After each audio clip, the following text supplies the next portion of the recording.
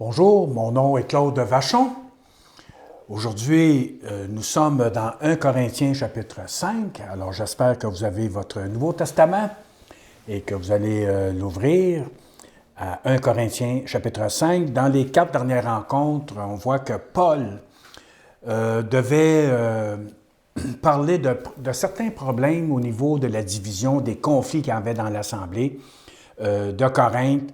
Et donc, il prend le temps d'expliquer les choses, puis de dire, c'est le Christ qui nous unit, que nous devons vivre dans l'unité avec Jésus-Christ, que c'est lui qui est le centre de notre foi, de notre intérêt, la raison de notre existence.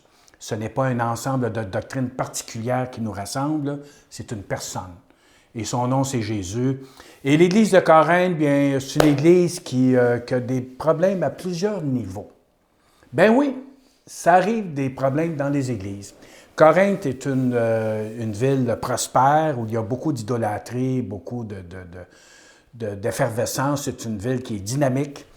Et l'Église, bien, veut pas, elle est influencée par ce qui se passe à l'extérieur. Elle est malheureusement contaminée par la philosophie qui les entoure, par le mode de vie qui est autour d'eux. Et ça rentre dans l'Église, ça l'influence les membres de l'Église. Donc, c'est pour ça que Paul prend le temps de leur écrire, pour les avertir, pour qu'ils vivent dans la volonté de Dieu. Les chrétiens sont appelés à plonger leur regard dans la parole de Dieu et de mettre en pratique, de ne pas juste savoir des choses. La théologie, c'est bon, mais ça ne sauve pas. Et c'est la personne du Christ qui nous sauve, c'est Jésus-Christ lorsque nous en faisons notre Seigneur, notre Dieu, notre Roi, et que nous le suivons, c'est ça qui nous transforme, qui nous libère de nos péchés. Alors, Paul va parler d'un autre problème. Et dans les chapitres 5 et 6, il va essayer de régler ça par rapport à la communauté qui vit dans l'immoralité, qui a beaucoup de scandales dans la communauté à plusieurs niveaux. Et là, il va écrire à ces chrétiens-là de Corinthe, parce qu'il y a des petits groupes dans l'Église. Quand il y a une Église d'une certaine grandeur, qui est prospère, qui va bien, l'Église de Corinthe, c'est une Église qui va bien. Et qui a sûrement une bonne grandeur. Ce n'est pas un petit noyau, une petite assemblée. On ne sait pas le nombre, mais pourquoi je dis ça? Pour la simple raison qu'ils ont tous les dons spirituels. C'est une Église qui est très puissante dans les dons spirituels. Elle n'est pas fondée uniquement dans la doctrine, mais elle expérimente. C'est quand même curieux, hein?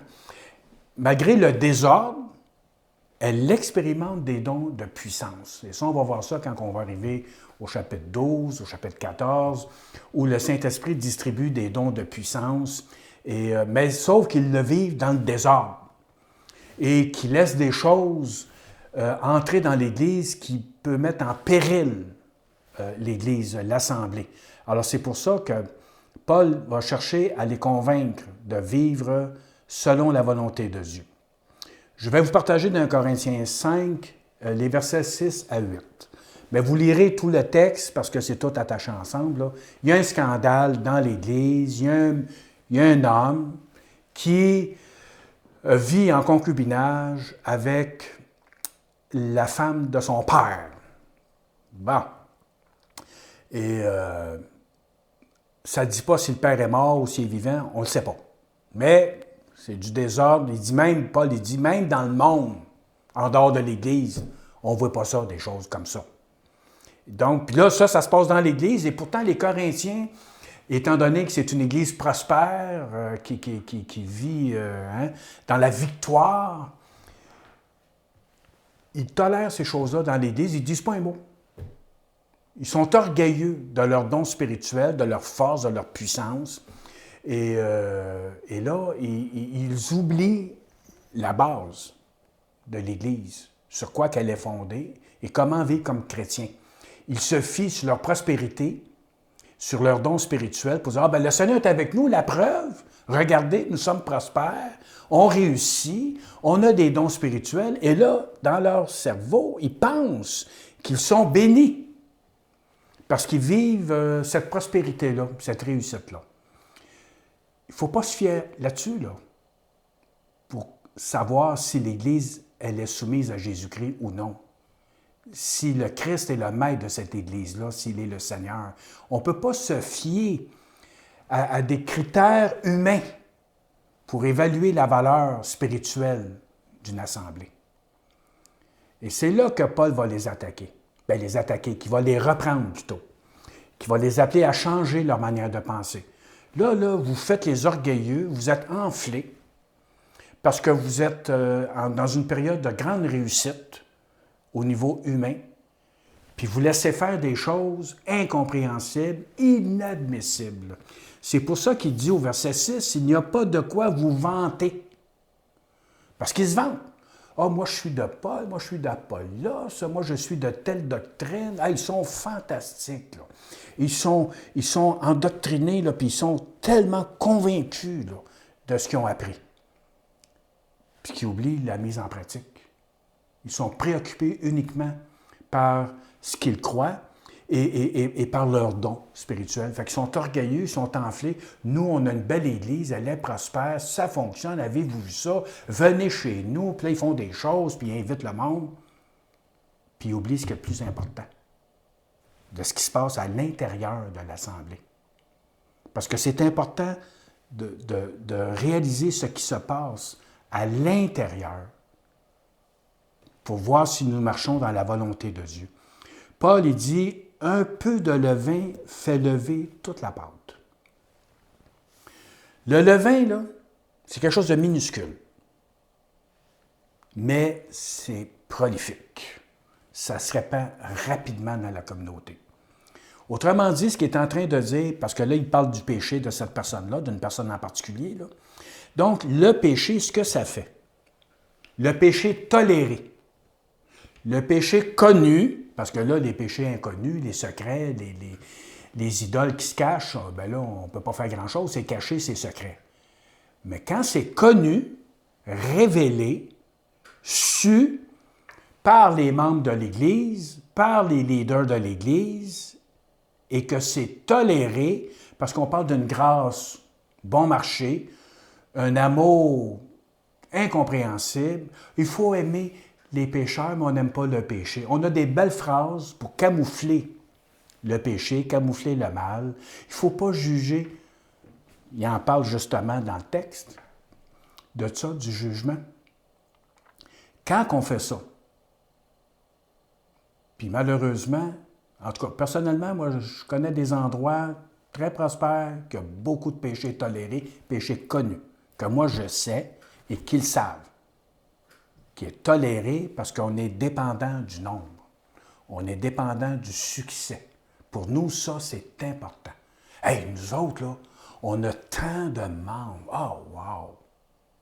Puis là, on tolère, on dit rien. Puis là, on appelle ça la grâce. C'est une fausse grâce. Parce que la vraie grâce, un parent qui aime son enfant va le réprimander. Il va le chicaner s'il fait de quoi de pas correct. Il va avoir des conséquences, ce qui est tout à fait normal. C'est pas que le parent manque de grâce. C'est pas que le parent manque d'amour. C'est le contraire.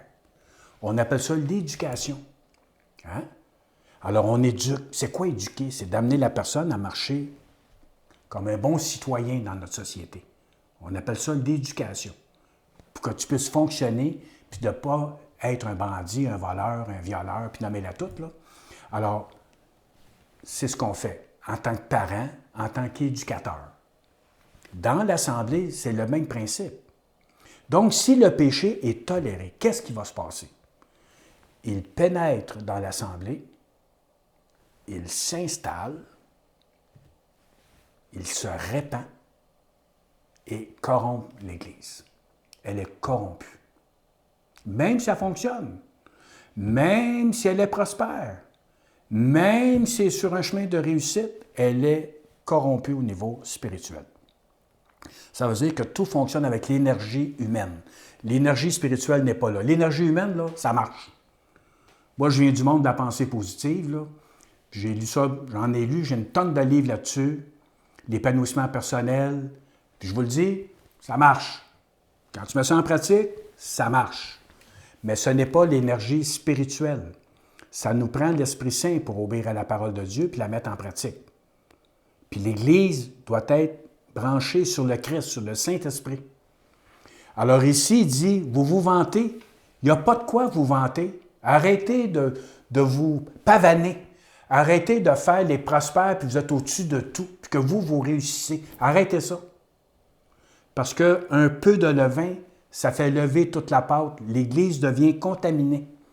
Et les cas que moi je connais, je vois l'effet négatif autour, qu'il y a des familles entières qui sont contaminées par rapport à des péchés tolérés, endurés, au nom de l'amour, au nom de la grâce.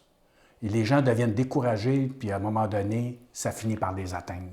Ça finit par même emmener d'autres personnes à sombrer dans le mal, dans le péché. Peut-être pas le même, mais c'est l'idée, c'est le principe. Alors la tolérance, ne rien dire, ne rien faire, c'est comme une permission.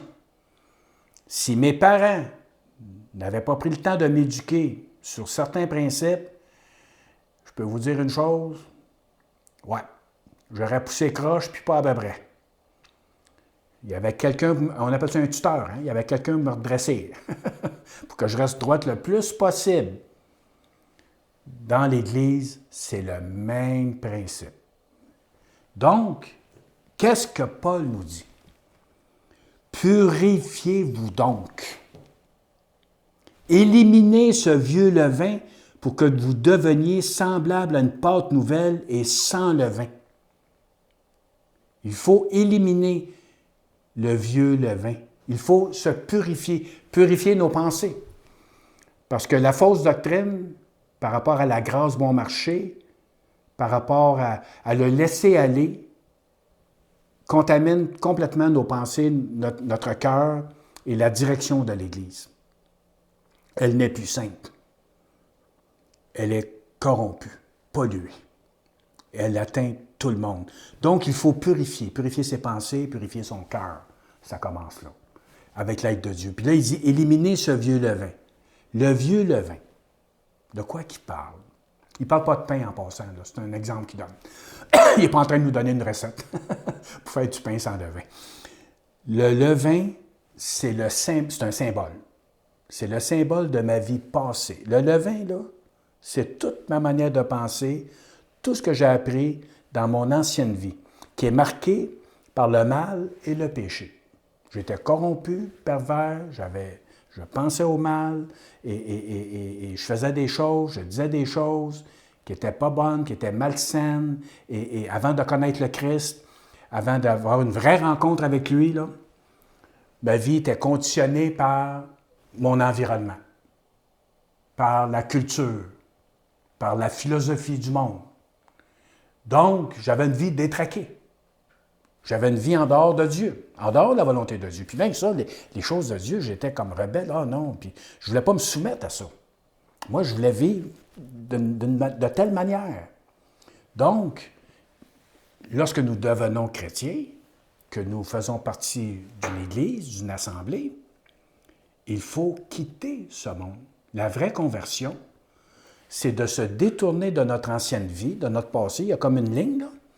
Autrefois, j'étais, et on se détourne pour se tourner vers le Messie, vers le Sauveur, qui, lui, m'offre une nouvelle vie. Lui, il m'enseigne dans sa parole comment vivre. Puis il me donne l'énergie pour le faire. Et c'est la personne du Saint-Esprit qui me donne cette énergie-là.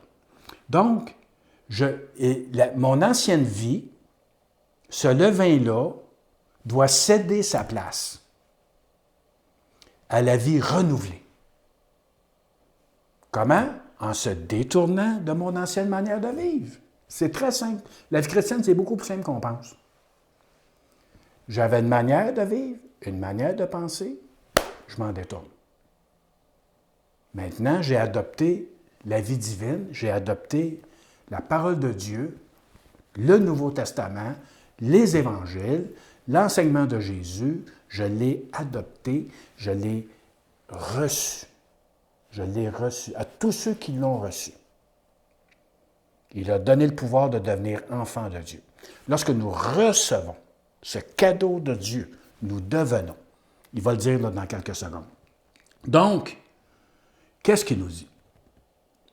éliminer ce vieux levain. Arrête de vivre avec tes vieilles affaires. Arrête ça.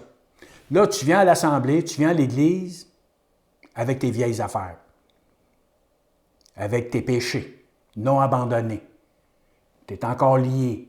Tu dois être délivré et guéri. Tu dois venir à Jésus maintenant, lui demander pardon pour tes péchés et t'en détourner maintenant. Pendant que je te parle, tu peux le faire. Tu sais de quoi je parle. Donc, tu peux dire maintenant, Seigneur, je ne veux pas aller à l'Assemblée avec tout ce désordre-là, toutes ces affaires-là. Bien, ne dites pas non plus, bien là, je n'irai pas parce que... Ben non, c'est pas ça, là. Ben non, j'y vais. J'y vais. Je vais faire ce que je dois faire. J'y vais. Je vais aller à l'Assemblée. Je vais aller voir mes frères et mes sœurs. Je vais aller communier avec eux, prendre leur repas du Seigneur avec eux autres. Et je suis conscient que je dois me détourner, que je ne dois pas vivre comme cet homme qui vivait dans le péché. Puis que lui, là, sa conscience ne l'accusait pas, là, puis il allait à l'Assemblée, là. Lui, là, il allait à l'Église, là. Ouais. Puis il communiait, là, 1 Corinthiens 11. Puis là, il communiait. Ouais. Puis les autres le regardaient, puis ben c'est notre frère. Ben voyons. Règle ça. Règle ça. Puis en faisant ça, tes cultes d'adoration vont être beaucoup plus beaux. Tu vas être heureux. Tu vas être content de lever tes mains. Tu vas être content d'adorer ton Seigneur, de le louer. Puis ça ne sera pas un fardeau. Tu ne seras pas pogné dans tes émotions. Tu vas être libre. Quand tu fais ça, tu deviens un homme, une femme libre. En abandonnant ces vieilles choses-là. Ça nous liait, ça nous rendait esclaves. Et là, le Christ est venu briser ça. Pour que je puisse me tourner vers lui. C'est ce qu'il dit, là. Regardez bien. Purifiez-vous donc, éliminez ce vieux levain pour que vous deveniez semblable à une pâte nouvelle, donc né de nouveau. Maintenant, tu es un chrétien. Et sans levain. Vous l'êtes déjà, en réalité, depuis que le Christ, notre agneau pascal, a été sacrifié. Ça, là, c'est toute une bonne nouvelle, là. Jésus, le Messie, il est notre Pâque. Vous l'êtes déjà. Alors, je vais te dire quelque chose. Sois donc ce que tu es. Sois donc ce que tu es. Tu as donné ta vie à Jésus-Christ. Tu es un enfant de Dieu. Alors, sois un chrétien. Marche en nouveauté de vie maintenant. Abandonne ton ancienne vie. Renonce à tout ça. Tu peux le faire. Puis je vais te dire pourquoi tu peux le faire. Parce qu'il te dit, fais-le. Il te le dit, fais-le. Purifie. Élimine. Il te le dit. Fait que tu ne peux pas dire, oh non, je ne suis pas capable, je suis sans force. Tu ne peux pas dire ça. Il te fait confiance. Il sait qui tu es. Il sait dans quoi tu es emprisonné. Fais-le. Fais-le. Je l'ai fait. Je sais de quoi je parle quand je vous dis ça, là. Ça, je l'ai expérimenté, là. Vous pouvez le faire vous aussi maintenant. Puis votre vie, elle va être changée quand on va avoir fini, là. Vous ne serez pas la même personne. Parce que vous auriez accepté de renoncer puis de purifier votre vie. Puis de dire, c'est pour Jésus-Christ que je veux vivre. Et quand il dit ça, vous l'êtes déjà. Avez-vous la foi? Avez-vous la vraie foi? Pas juste dans votre tête. Ah oui, je l'ai lu. Non, non. Croyez-vous, là, que vous l'êtes? Dites oui. Oui, je le suis. Dites oui. Je le suis. Je suis un enfant de Dieu. J'appartiens à Jésus-Christ. Je me détourne de mes péchés. J'en suis conscient. Je me détourne de mon esclavage, de ce qui me lie depuis 1 an, 5 ans, 10 ans, 20 ans, 30 ans, 40 ans, 50 ans. Je me détourne de ça maintenant. Et je me tourne vers toi, Seigneur Jésus, et je reçois avec joie ton pardon, ta grâce, ta guérison, ta délivrance. Je suis ce que tu dis que je suis. C'est lui qui le dit. C'est lui, c'est puissant ça. C'est à vous de recevoir cette parole de Dieu avec foi. Vous l'êtes déjà en réalité. Si vous croyez, vous l'êtes. Vivez-le. Depuis que le Christ, notre agneau pascal, a été sacrifié, il a englouti, écoutez-moi bien, là, puis vous pouvez le vivre pendant que je vous le dis, là. Il a englouti dans la mort, sur la croix, nos péchés.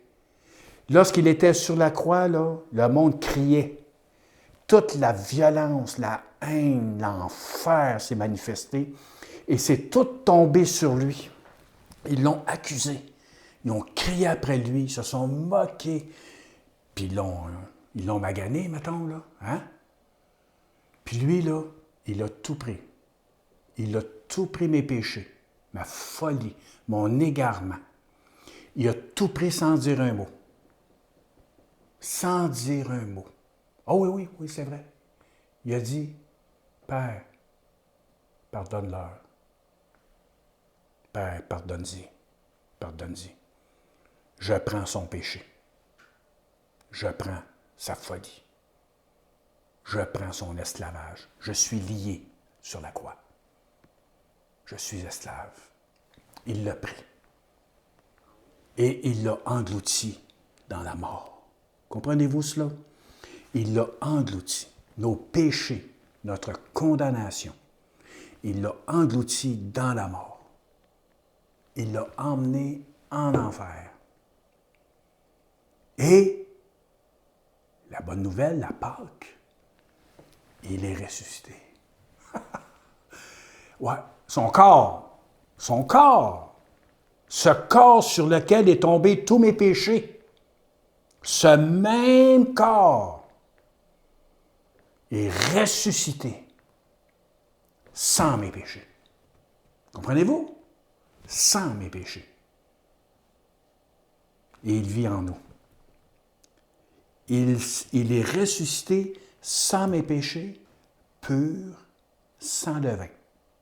Aucune contamination, aucun péché, il n'y a plus rien. Tout est resté dans la mort. Tout est resté dans la mort. Veux-tu laisser dans la mort tes péchés, tes addictions, tout? Laisse ça là. Laisse ça là. Retourne-y pas.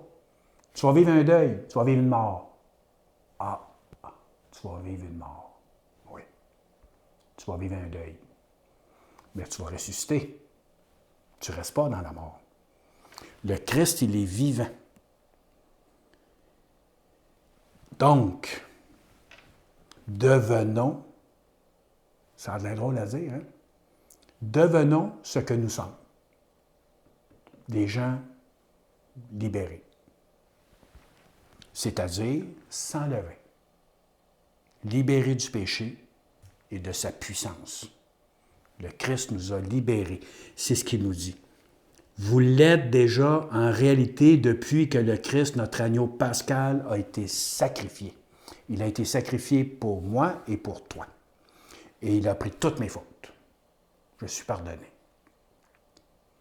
Quand je le verrai, là, parce que ça s'en vient, hein, préparez-vous, là. Quand je le verrai, je vais être dans la joie. Parce que je suis un homme libre, parce qu'il m'a libéré. Je vais être reconnaissant, rempli de louanges et d'adoration devant celui qui m'a sauvé et qui m'a pardonné. Au verset 8, je termine avec ça. Célébrons. Célébrons donc la fête de la Pâque, non pas avec du pain fait avec le vieux levain, de la malfaisance et de la méchanceté, mais avec le pain sans levain de la pureté et de la vérité. Cet homme qui vit dans le péché, là, lui, il ne peut pas vivre ça. Là. Parce que lui, là, il n'a pas passé là. Il n'est pas là. Et l'Église, elle, doit vivre ça. Donc, quand on se rencontre le dimanche, mettons, en assemblée, pour adorer, parce que c'est la seule raison qu'on est là, pour adorer le Christ, pour élever son beau nom, faisons-le sans levain. Laissons nos péchés à la croix. Et célébrons notre délivrance, célébrons notre guérison. Cet homme-là va le vivre plus tard, dans 2 Corinthiens. Là, présentement, il est condamné. Il est jugé, puis il doit sortir de l'Assemblée. L'Assemblée doit le sortir. Parce qu'il contamine. Par son péché, il contamine. Le pain n'est pas sans levain. Il faut que le pain soit sans levain. Donc, on est ensemble rassemblés. Pas les purs, les parfaits, eux. C'est pas dans ce sens-là. Ça, c'est de l'orgueil. C'est un autre péché, ça. On est tout le temps, ça accorde. Hein? Monsieur. Mais nous devons encourager, exhorter tous mes frères, toutes mes sœurs, tous ceux qui font partie de l'Assemblée de Jésus-Christ, à venir sans levain, à régler leur vie, à ne plus être des esclaves. Le vieux levain du péché est détruit. Il est détruit, il a été détruit au calvaire, sur la croix. Maintenant, célébrons la Pâque. Célébrons la résurrection. Puis en passant, là, on ne fête pas ça juste le jour de Pâques que le gouvernement ou la religion nous a mis d'en face, là, avec une date. La Pâque, la résurrection, c'est à tous les jours. C'est à tous les jours. Et quand je vais à l'Assemblée le dimanche, wow, ça c'est... Là, je suis au max, là. Là, je suis avec mes frères et mes sœurs. Vous vous imaginez, là, la joie d'être ensemble devant l'agneau pascal, de voir ce qu'il a fait pour nous, de se rappeler, se commémorer ensemble ce qu'il a fait pour nous. Célébrons la Pâque, la résurrection, avec des vies libérées, des vies sans levain, libérées du levain du péché. Célébrons la fête, la Pâque, à chaque jour, comme il dit, dans la pureté et dans la vérité. Mes bien-aimés, vivez dans la pureté. Est-ce possible? On ne parle pas ici de perfection, mais de la pureté du cœur, c'est la sincérité qui est en nous. C'est ce désir que nous avons d'être purs, de faire sa volonté, de marcher avec lui, d'avoir ce bonheur de marcher dans sa parole avec lui. Ça, c'est la vérité. Je marche dans la vérité, là. Je marche avec Jésus-Christ. Je marche avec ce qu'il a accompli pour moi et dans sa parole, de ce qu'il a dit. Je marche dans la vérité du Christ. Pas de la religion, la vérité du Christ. Et cette vérité-là me purifie. Jésus dit déjà, vous êtes purs à cause de ce que vous avez entendu. La vérité nous purifie. Donc, je célèbre. Parce que je pense que vous comprenez ce que je veux dire, parce que quand je suis esclave du péché, je ne suis pas capable de célébrer. Je suis malheureux. Puis même si je suis dans une église, dans une assemblée, puis on a beau jouer de la guitare électrique, puis on a beau jouer du drum, puis du synthétiseur, puis faire un gros show, un gros spectacle, puis essayer d'avoir de la joie, puis alléluia, puis en dedans, là, en dedans, je souffre. Je suis malheureux. Je suis tourmenté. Hey, j'en connais, là. Tourmenté. Mais il essaye. Puis on essaye, hein, on craint. Puis on crie. Puis on essaye de craquer. Ça ne donne rien de faire ça. Le seul moyen d'arriver dans cette célébration, c'est d'enlever le levain. C'est d'être pur. C'est de renoncer. Je sais que je me répète, là. Mais il faut que je répète. Je me répète et je le répète pour vous.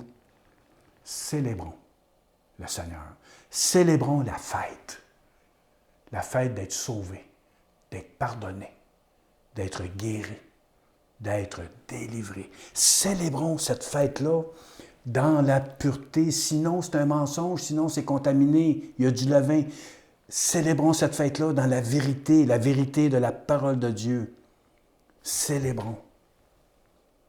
Et que l'Assemblée se réunisse dans la joie, dans la célébration. Le dimanche matin, on est là pour célébrer. Alléluia.